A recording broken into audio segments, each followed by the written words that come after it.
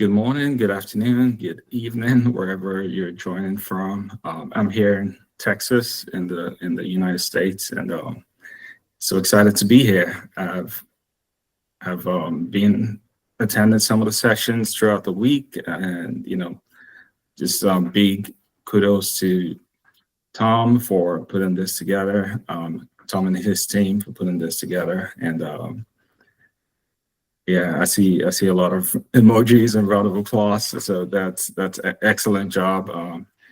Just really, it's a great benefit to have these types of sessions and making it at a price point that everyone can afford.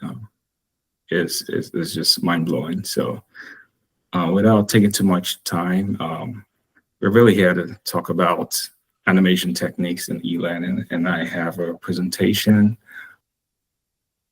All right.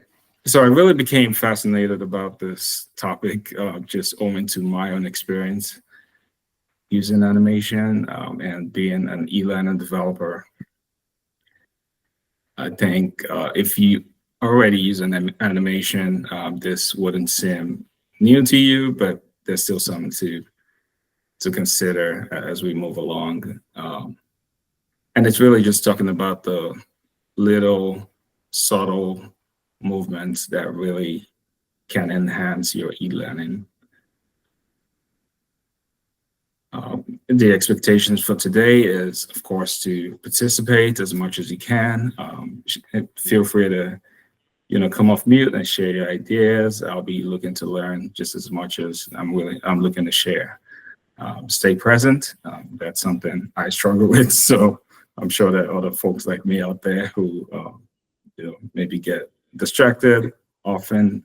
So please, for 30 minutes, let's try to be as present as possible, and just be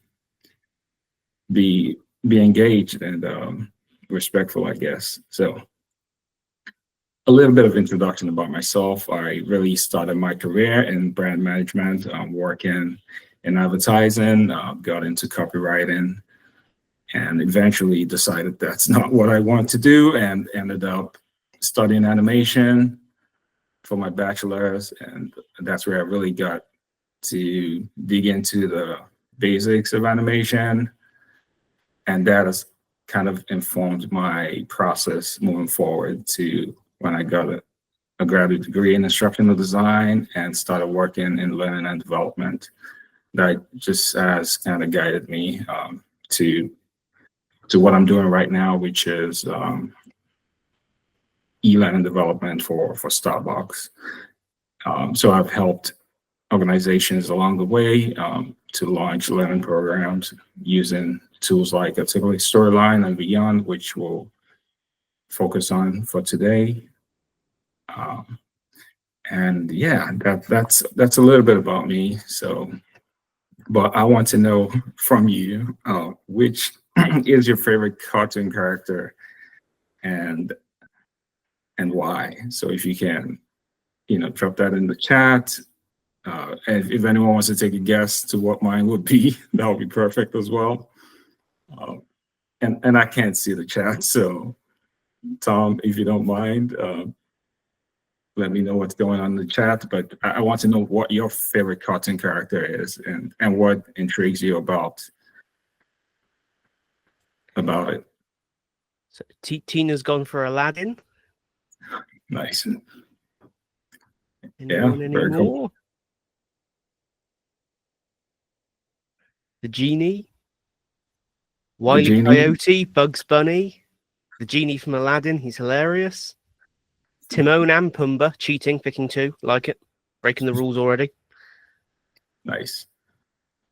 Yeah, I put a little cheat picture up there, so it's easy to counter. I like that one. Yeah. So yeah, really. So my favorite cartoon character growing up was Tom and Jerry. For some very personal reasons.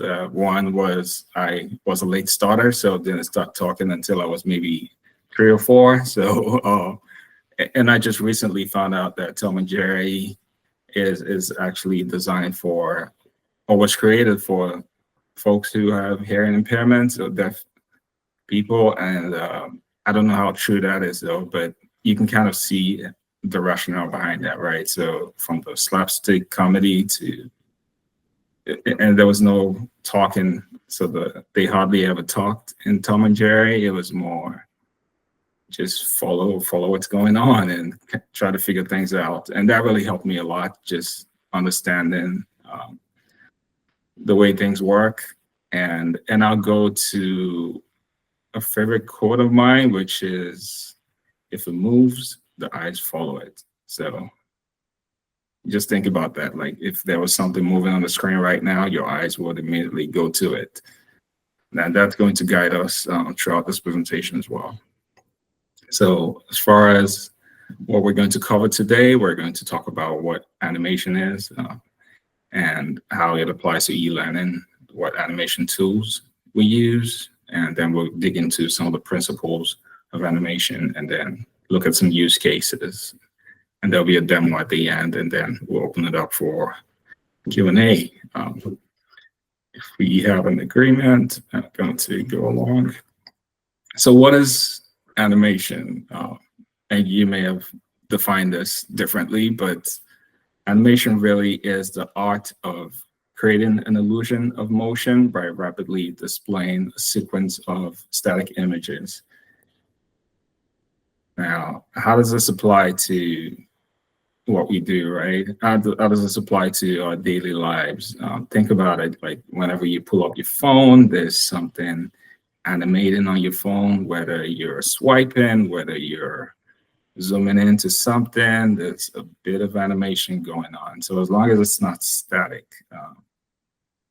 you know, I mean, videos is another medium by itself, but with animation, especially graphics, it's really how things scale up or scale down or change form, morph into something else. And, you know, if you have any other thoughts around that, please leave it in the chat. Or if you would like to talk about it, what are the types of animation methods that you employ in your profession, or when creating? Does anyone want to share? Please come off mute. I don't want to be the only one talking.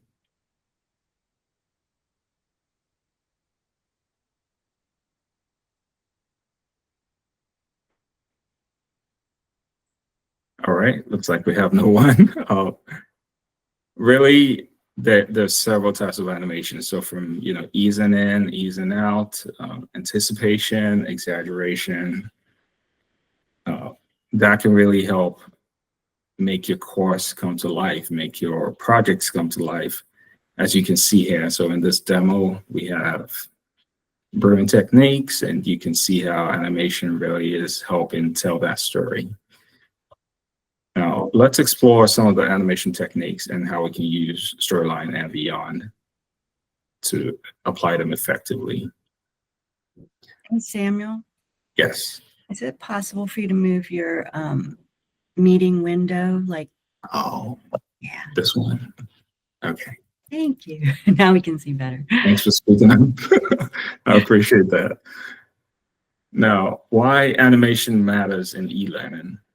First, it's about engagement, it's about clarification and retention.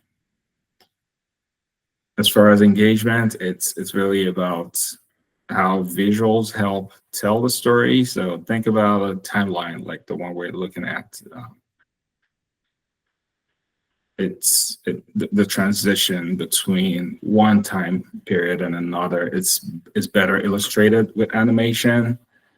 And that can really just help drive home that message for learners, as opposed to just adding a static image. It also helps clarify topics. So it helps simplify complex topics. Animation can really help the learner visualize better. And it also helps with retention. So research has shown that learners learn better when there's a visually dynamic presentation in front of them, and I hope that applies to this presentation. just seeing those examples and seeing how it applies to what we do. All right. So the tools we'll be looking at today is Articulate Storyline and Vyond. We're going to talk about motion paths and how animated characters help tell the story.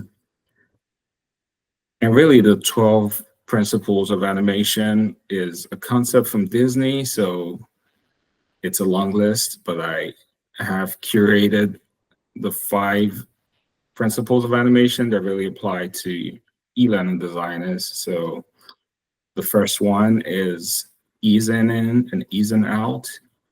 And I'll have a demonstration for how that works. So think about a ball like the one you're looking at. So the dog is bouncing the ball, and the concept is there's gravity acting on that ball, and the closer it gets to the ground, it accelerates, right? And when the ball is bouncing back up, it decelerates. So it's that specific movement between, and you can see how that plays out here. So it's not just going back and forth, It's more slowing down as it approaches the top. So it's really just smooth transitions. It's about smooth transitions. It's about just making things look more realistic. And I'm going to be bouncing around between presentations so you can see a demo of what I'm describing. So think about this Vyond layout, for example. So this character is going to walk in a second, and you can notice that there's no ease in or easing out. And in the second slide, you're going to see what that looks like with easing in and easing out. But I'll go ahead and preview it.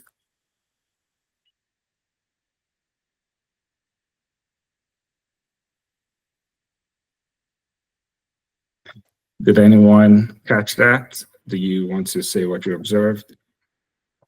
And Tom, I'm going to call on you if no one answers. So let me play that again. Slowed down when she neared the table, which is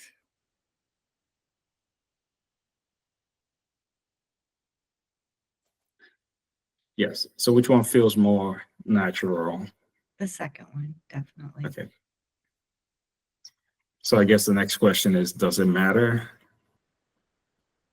And this may not be like a stellar example of what easing in and easing out really applies to, but think about it. If you're running, you probably want to slow down as you approach the finish line, so you're not really. And I can try something out real quickly. So maybe add a blank slide and picking one of the characters to do a run. How many Vyond users do we have in the house? Let us know in the chat, please.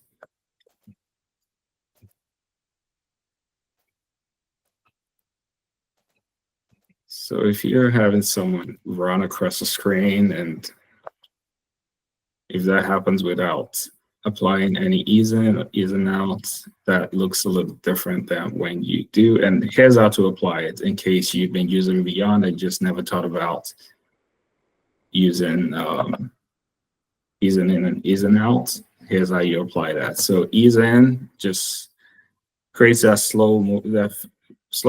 fast movement at the start of the run, and easing out creates that slow movement at the end of it. But if you want to apply it to both, then you can just choose easing in and easing out.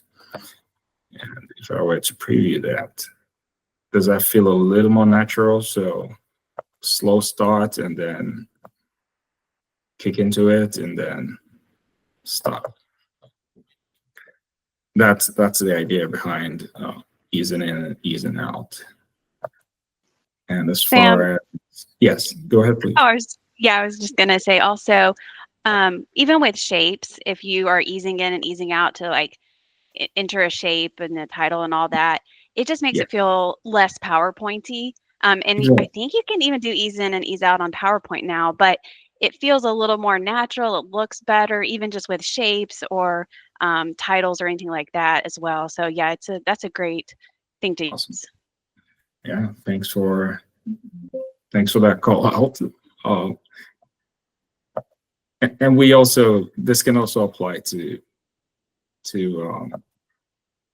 storyline as well. So I have this demo that I created that's really, you can use it, but you can use easing in and easing out as transition. So for example, this isn't one that I've seen a lot of people use. So it's more a transition between the slides. You can select all of your slides and apply the same transition, or you can customize depending on what you're transitioning to. So it's really applying that transition to the next slide. So for this one, it's going to be push. So it's going to push out the first slide and take up the screen. And here's what that looks like. So I just select the 2 slides for this demo.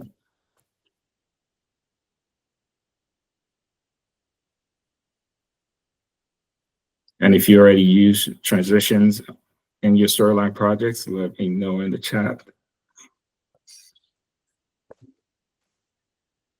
Yes. So it's very subtle, but it can be effective. And otherwise, it's just, it would just be a side-to-side movement or instant movement. But with that transition, it's a little more engaging. And another way that we can use easing in and easing out is just, with the text, you can go to animations and apply a motion path or even a fly-in. I feel like you can change some of that. Well, maybe not. I think it's more with motion paths. So if you were to add a motion path, perhaps you want to just add subtle movement with the text. You can go to path options and change this, well, not the speed, but yeah, so the direction. So you can change the direction to ease in and to ease out. So that's all possible within Storyline and Vyond. Another principle of animation we're going to look at is anticipation. So with anticipation, it's really showing that something happens before. It's like an object or a human being in a state of rest and before moving, right? So we don't just get it from our seat. We first, power in. It's a subtle movement, but it's effective. So you first, kind of hunker down before standing up, or you kind of back away before jumping. And I can show you what that looks like in Vyond. So with Vyond, it's more, and some of these come in pre-built with Vyond especially. You see how he kind of leans back before jumping. So it's really about making things look a little more realistic. So, you may ask yourself, how can you apply this in Vyond? It's all about choosing the right movement that works for you. And there are a number of options. So is your character, let's explore jumping, for example. There are options to choose from. So it's all about selecting the right one that makes it look a little more natural. And so depending on what you're using to create your animation, it may not even be Vyond, it may be a custom animation. It's just considering the movement before, the anticipation before things happen. So it may apply differently. And with storyline, it could look like a hover state on an interactive button like the one we see on this first page. So how are you applying, how are you letting learners, how are you giving a hint to what's happening in your course? So just having that hover state, that's a form of animation because it takes a number of things to make this happen, right? So it's animating, even though it happens so quickly, we don't notice it, but this is considered animation in eLearning. And exaggeration, this demo is actually from one of my favorite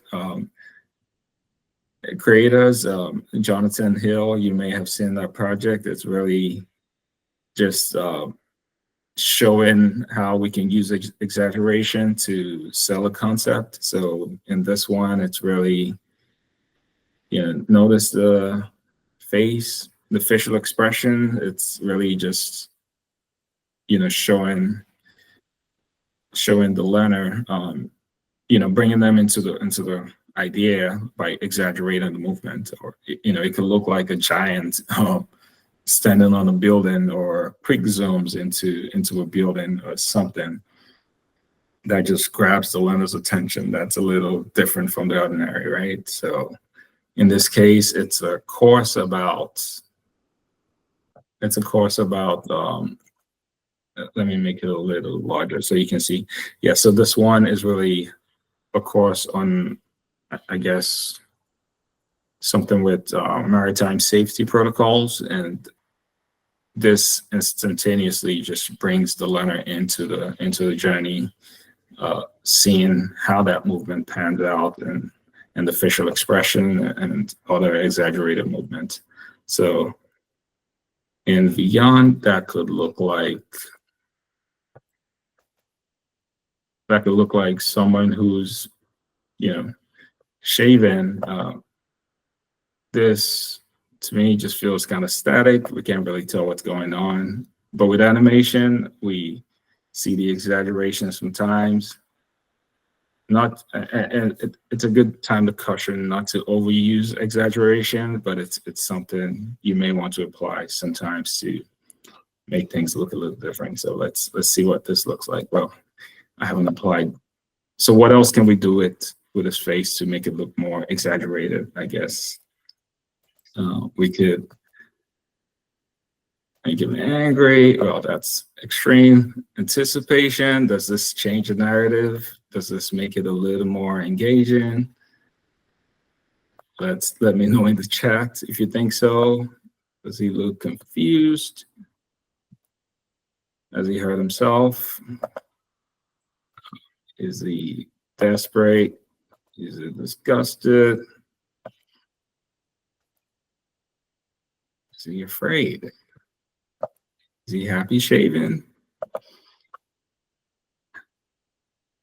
It's all just different ways where we can start to tell the story in a more engaging way. So animation helps you do that. And as far as the fourth one, it's really follow through and overlapping action. So think about the cat that you're looking at. How is the cat showing up? What's happening with its tail? Does the tail just go to a dead stop whenever the cat stops, or does it follow through with its movement? Considering some of that, especially if you're creating a custom animation with a tool like After Effects or something. Like, how do you think about that type of movement where things are moving a little more naturally? The hair is, just because the character stops doesn't mean the hair needs to stop moving, right? So that keeps moving until it comes to a state of complete rest. Layering animations in a staggered way, having the text fade in at different times, that's one way to do a follow through or overlapping action. And finally, repetition. This may be a more familiar one. So repetition really is about emphasis on the key points by repeating the movement, and that helps learners retain the information better. So a good one is using GIFs in the course. So look at this dog care basics course by Sarah Hodge is really just using the same movement over and over again to lay emphasis on what's happening. Before I continue, does anyone have any questions about what we've covered so far? Please let us know in the chat or come off mute.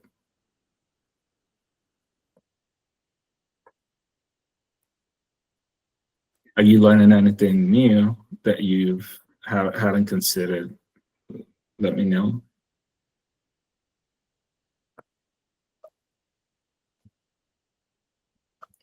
All right. And yeah, I see Tina Gibson talk about, hi Tina, that the form movement is well displayed. So thanks for. Hi. Yeah, Monsters Inc. was to me one of the first animated animations where I noticed like the hair and everything was just so well done and so detailed. So. Yeah, that's really tough to achieve, especially at that scale, but it does add a level of realism that we hadn't seen before. I know exactly what you're referring to. So it's just doing what little things we can to make that happen. So I'm going to play some projects that can maybe, and let me make sure I'm sharing my sound here. I know we only have 2 minutes left, so I'll just play just one of them. And you can kind of see how all the principles I've talked about applies to it. So let me make sure that I'm sharing. Oops.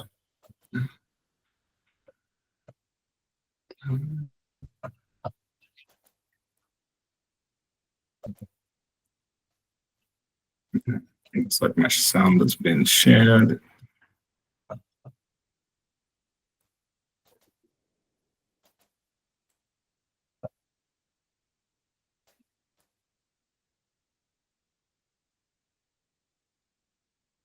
Okay, Major Dad is not going to play. I could probably find it on my website real quickly.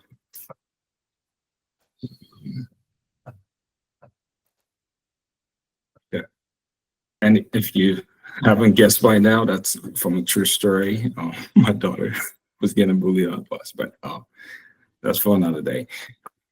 Do we have any questions? Please feel free to ask before we wrap up. I think the biggest thing, SM, is actually, can you share a link to that in the chat for us so people can find it? Yes. And I'll make sure that link is shared with the session recordings as well. Yeah. Absolutely. The other question here was, love animations, but struggle often with the questions of when is it too much? So what considerations do you put in place when thinking about accessibility in animation?